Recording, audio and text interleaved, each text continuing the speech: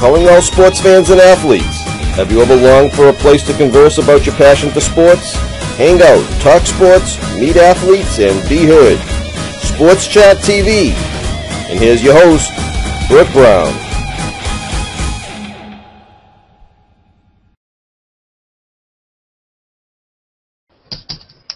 Welcome to Sports Chat TV. Tonight is NHL playoffs. I want to welcome my guests, welcome anybody who in the stream is watching this public broadcast. Join, feel free to comment. We're live on YouTube as well.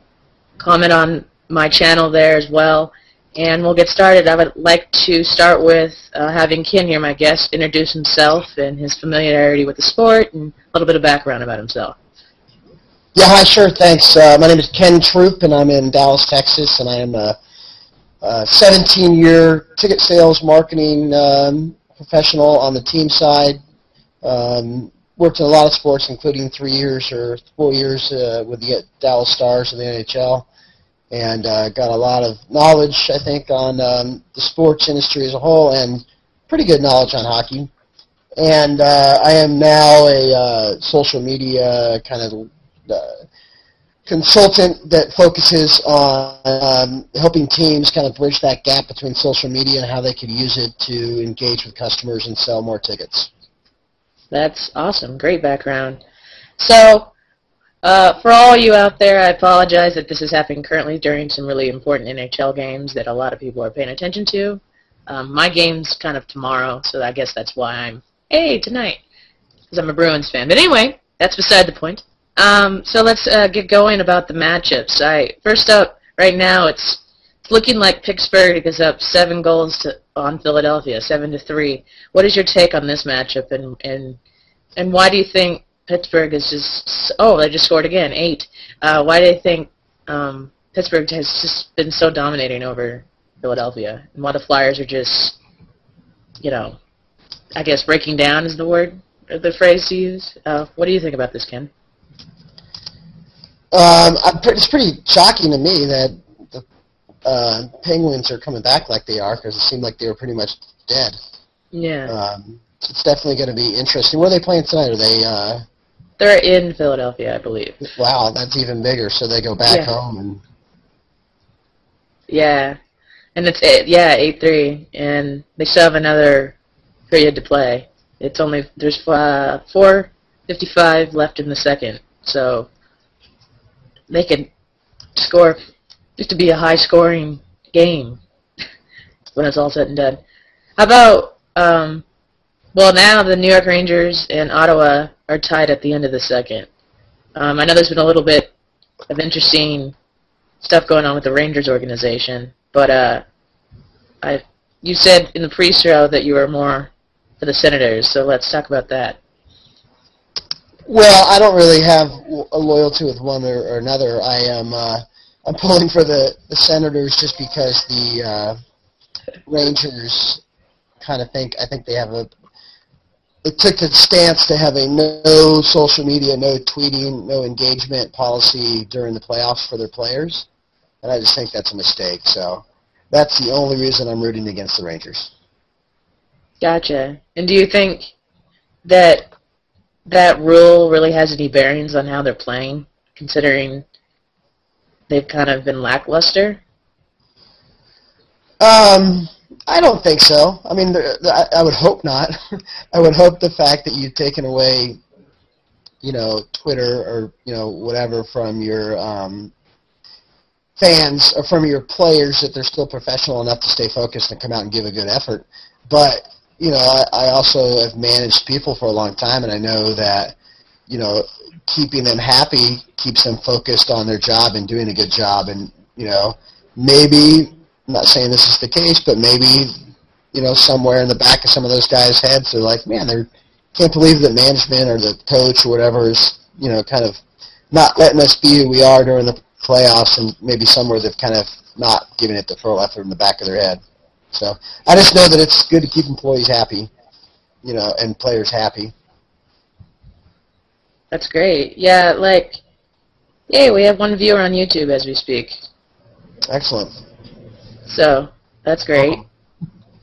So as we Yeah, feel free to, if you have any questions or anything you would like to shout out or talk about, our viewers out there. But do you think that, well, I'm confused because I remember last week I heard something that they suspended one of the Rangers players for, like, an elbow, which I guess I'm just not, familiar with this, but I mean, hockey, there's fights, there's checking, so why would an elbow be such a thing that the NHL has to suspend a player for? What exactly, was it that bad of an elbowing to the point where the man could have died? Or I just don't get, maybe it's because I'm used to seeing fights and up against the glass, so what is your take on the suspensions and all of the, I say, playoff drama that's been going on? You know what? I didn't see that particular play or that particular suspension,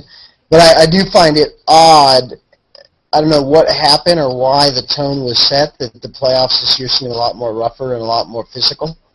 And generally speaking, the playoffs are back to kind of like the gracefulness of the skating and the true sport without the fighting.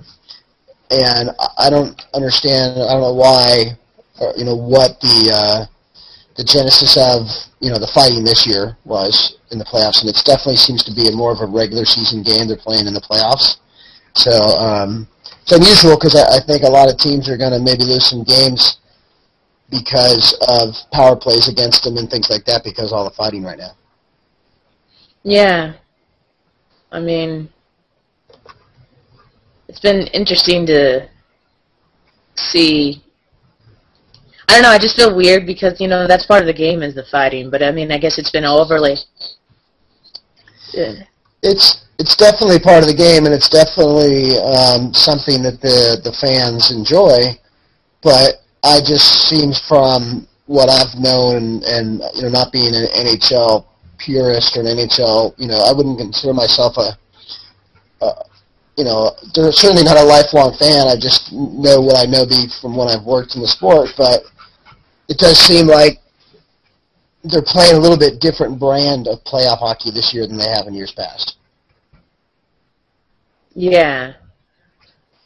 It's been interesting. So, let's go over a little bit more matchups. I'm actually very surprised that the Canucks are down and that they need to win tonight to stay alive versus the Kings, because the Canucks they got all the way to the finals last year, and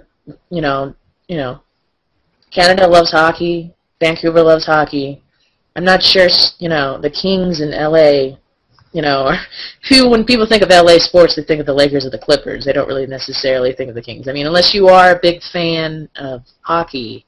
So why do you think the Kings are, have the Canucks number this year? What? I think it just goes back to NHL playoff hockey is one of the best, if not the best, tournament in sports. And, get in and anything can happen. You never know what some teams, what motivation, what some of those 8 seeds are pulling from to try to make the upset. And, the Kings have clearly kind of found something to kind of pull them together as a club for the last, week and a half or whatever. So be interesting to see if they can keep it going. You get hot at the right time, have a good goaltender, a lot of teams can sneak up and win a Stanley Cup. Indeed. Okay, yeah. Do you think that out of all the sports, maybe perhaps the NHL is an underrated sport because people are quick to judge based on the fighting and based on the rough play? I just don't think people understand the sport. It's not especially in Dallas, in this part of the world, in the southern half of the United States, it's just not a sport that most people grew up with. Now, they've done a tremendous job in Dallas when the Dallas Stars came here in '94, and they've done a great job grassroots marketing, putting in a lot of ice around the town so that people can skate, and youth hockey is doing very well. But it's definitely a process, and hockey, I think, on the surface, especially on TV, it's really hard to translate on TV. It's just not as good. You know, you go see a game live and you see how fast those guys are. Oh my God, you can't catch that on TV. So, you know, it's the age-old problem with, you know, to build a fan for hockey, you really got to get them in your building, I think.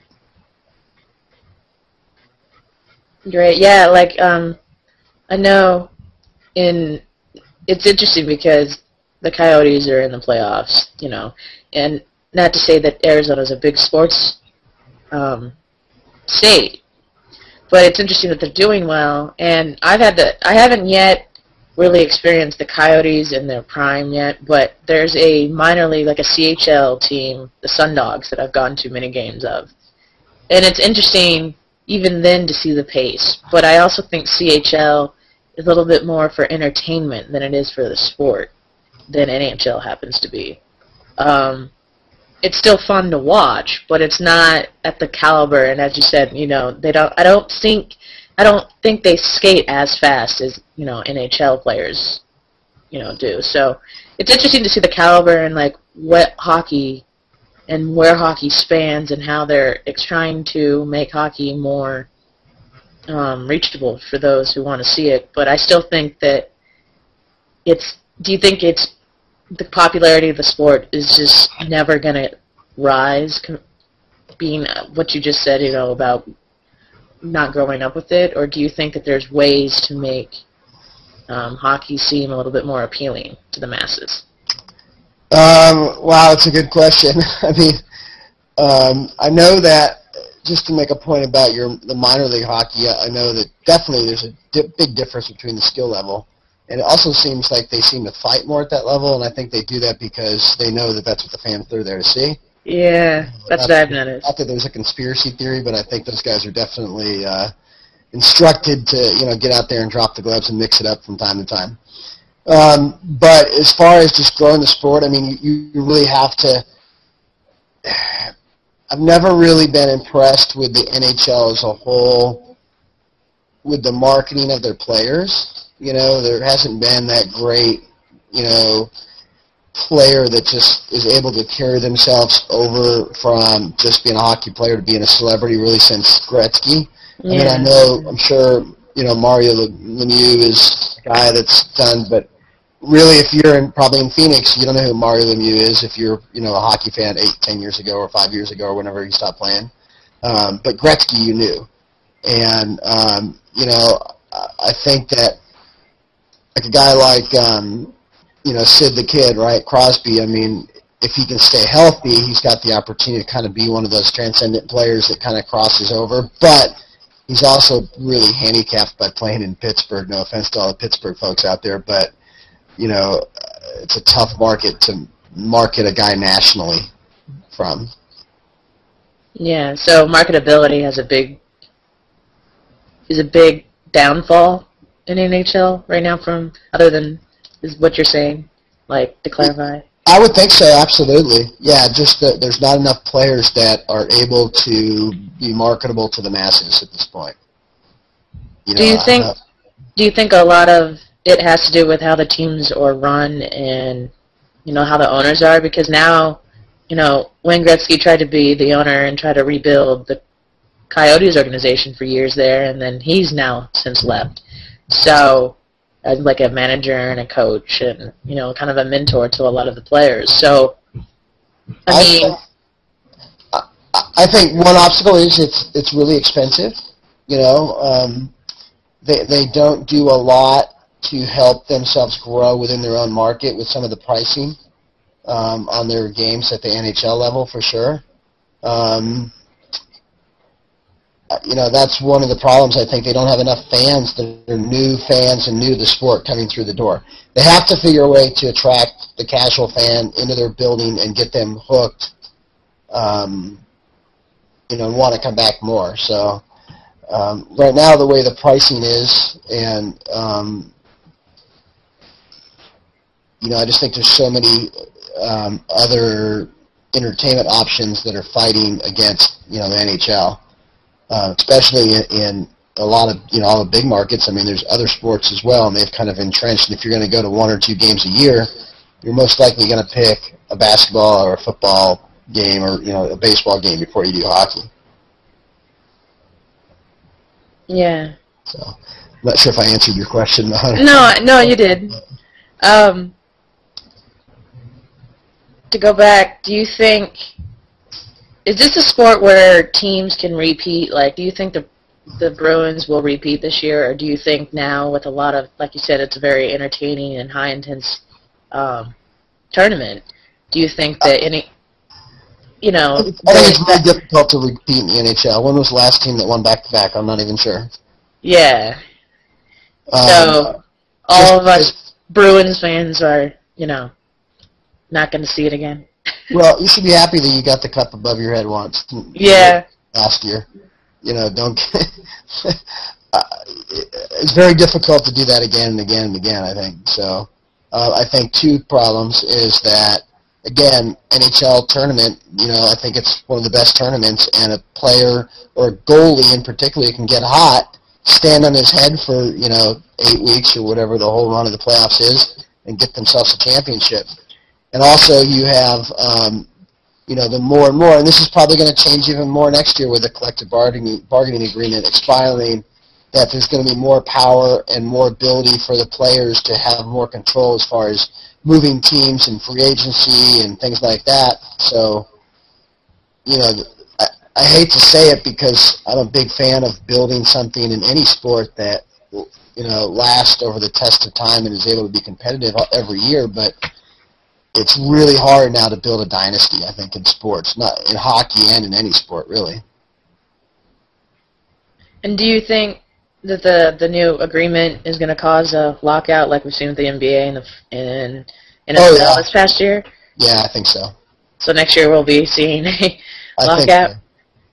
Do you think it will last as long as the NBA lockout, or do you think... You want to know why? Because Donald Fuhr is the NHL players' rep now. And, you know, that guy's familiar with, you know, delivering for his players. And it's going to be interesting to see what happens. Well, that's... unfortunately, like in a market like Dallas that, you know, didn't make the playoffs for 3 years in a row, just is coming out of an embarrassingly bad ownership group situation, and now finally has a good new owner. You know, if there's a lockout of any amount of time, it's really going to hurt them. Yeah, because... You know, you got to be top of mind to stay relevant in markets. So you can't afford, you know, my advice to the NHL players would be to figure a way to settle it. You know, I've never, working in the sports business for as long as I have, I've never really faulted the players for any labor issues, because really all they've ever done is just kept asking for a raise, and the owners kept saying sure. So, you know, it'd be like you and me going to our boss and saying, hey, can I get, you know, an extra $100,000 for the same job next year? And they say yes. You know, most people are not going to turn that down, not think about the good of the game or the long-term health of the game. So, sorry, rambling a little bit, but my point being is that, you know, I hope that the players, I hope the owners realize that, you know, the players are really important to their league and their success, and they can't afford to have any kind of long work stoppage. It's going to kill a team. It's going to kill a lot of markets or really set them back. The Stars are still recovering in Dallas from the last lockout. Okay. Yeah, that would make sense. I mean, lockouts in general tend to be, well, having been watching the NBA one this past year, it's like, let's just argue over who wants more money.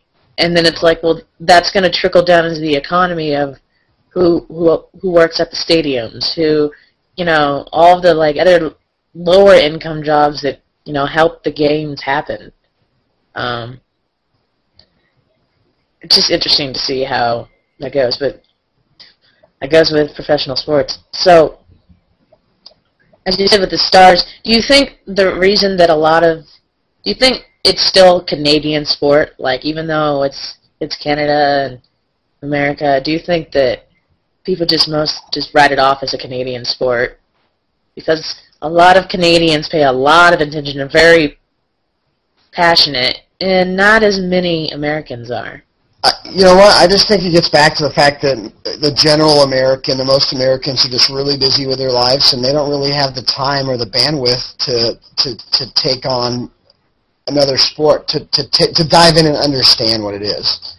That's the biggest thing, is people don't understand. It's really hard to find out, like, the truly how exciting hockey is on TV. You got to go live, and if you don't make it ever live to a game, you're never going to become a fan. Yeah. All right. Do you think that, as I'm looking here on NHL.com, not a sponsor, I have to say that, but do you think if, like, there was, like, a bracket challenge, like March Madness, or like people like to fill out their football pools, or whatever sport may be, if we were a little bit more into, like, maybe the postseason, do you think the sport would be highlighted more and just not on specific channels like the NBC Sports Network? But unfortunately, like, you can't force something like that. It just has to kind of happen. You can't force. Sometimes, a lot of times, I've sat around in marketing meetings and strategy meetings for professional teams, trying to figure out. For example, a few years back, there was a guy named Hank Blaylock that played for the Rangers, and there were 6 college guys that decided that Hank was going to be their guy, so they made T-shirts that said Hank's Homies, and they wore cowboy hats, and they stood in left field every game, and they were there every night. By the end of the season, there were 80 to 100 people sitting out there, part of Hank's Homies, and everybody the next year was like, oh, how can we recreate something like that around this player?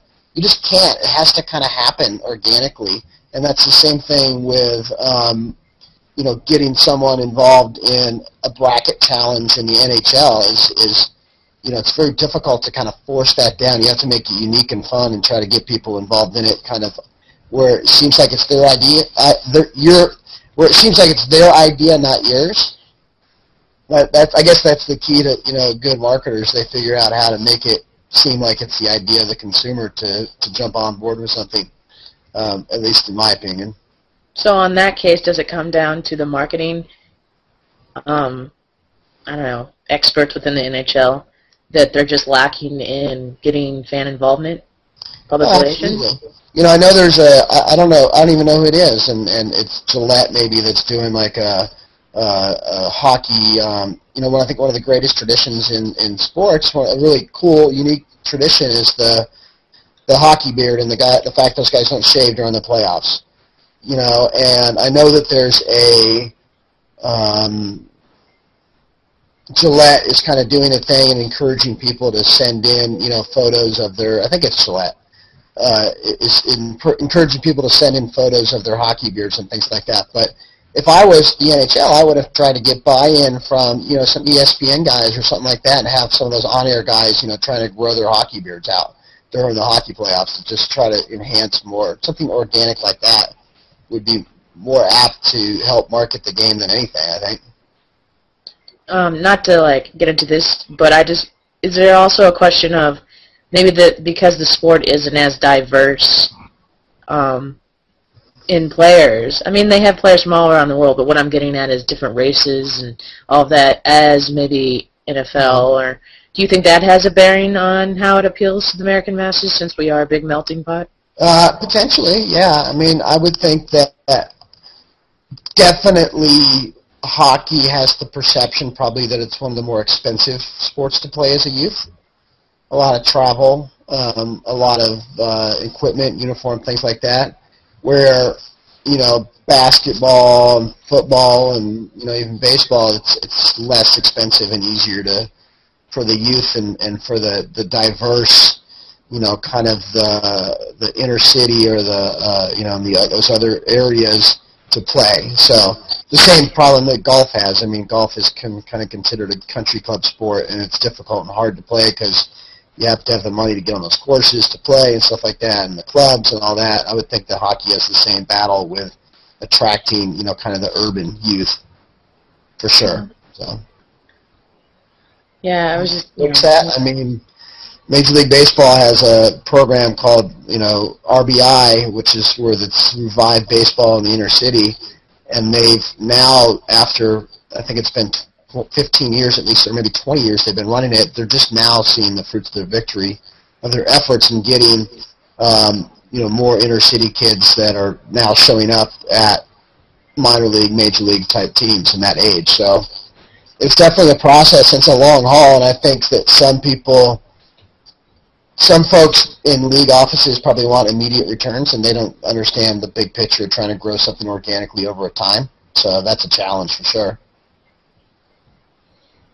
So, I mean, now that we've discussed, the issues and ways, so what are your positivity on how the sport's going to go from here, even maybe after the lockout? Do you think that the sport's going to continue to be as popular, or do you think they need to overhaul, like, marketing and social media aspect of it as well? Well, that's a whole other can of corn there, because I'm not sure if the NHL had a person over their social media that really knew what they were doing. They were just a loyal, long-time NHL employee that got awarded the chance to run social media, but they've recently made a change in that position, so hopefully you'll see some more unique, cool social media stuff. Although, to be fair, every team and every brand is trying to figure out how to engage with social media, and many are making missteps at the moment because nobody really knows. We're all trying to figure it out together. But I do think that there could be potentially an upside to if there is a longer lockout potentially, because there may be a reaction on the team side where, wow, we got to cut prices, we got to be really creative and really get out there with our marketing efforts. And again, if they can cut prices and get out there with marketing and out in front and help try to engage with the fans and get more people that have never been to a hockey game live, that's the challenge. You got to get them in your building to see a game live.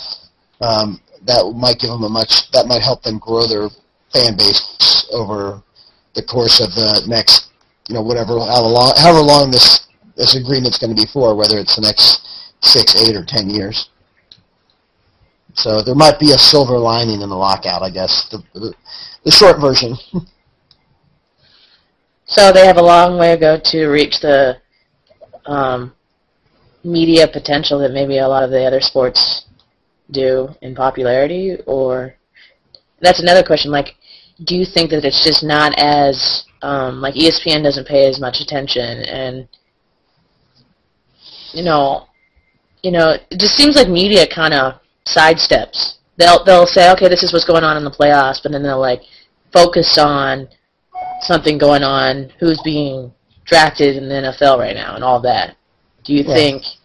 3 hours to the NFL schedule last night on ESPN, so, you can see where their priorities are. Right. And, I think Barry Melrose is a pretty colorful guy and pretty engaging and clearly knows hockey, but I definitely think they need to get more engaging. ESPN does. Potentially they could benefit for some more. You look at how diverse their baseball group is that talk on baseball, how diverse, and I don't mean diverse by ethnically, just they have a lot of people that talk about baseball, a lot of people talk about basketball, a lot of people that talk about football, and then it seems like all they do is run out Barry Melrose to talk about hockey, and that's all they have. So it just, to me, it kind of seems like that, they need to, if they can only get one expert, how popular can the sport really be? And maybe the public as a whole picks up on that. Just a theory. Okay. So knowing that you work for the Stars, like you said, what was the best way to get the marketing out for the Stars? Like you said, they're still covering from the last lockout. Well, when I was working but it's been a few years since I worked for the Stars from kind of '99, right after they won the Stanley Cup, into 2002. So probably the best, and they just had and a new building. So it was probably the greatest 4 years to work for the Stars. there wasn't. We had every game we sold out for X number of years, so it was. I'm probably not the best to answer that question because we sold everything those 4 years that I was with them. All right. Well, I know the playoffs are still going on. Hopefully we'll figure out if the Kings will get the sweep or not later. But I'd like to thank you for joining me. And you bet. And we'll have to continue this. I know everybody's watching sports right now, NBA and NHL. So thanks again, and I'll see you around. Okay, talk to you later. Have a great evening. Thanks a lot. All right, bye.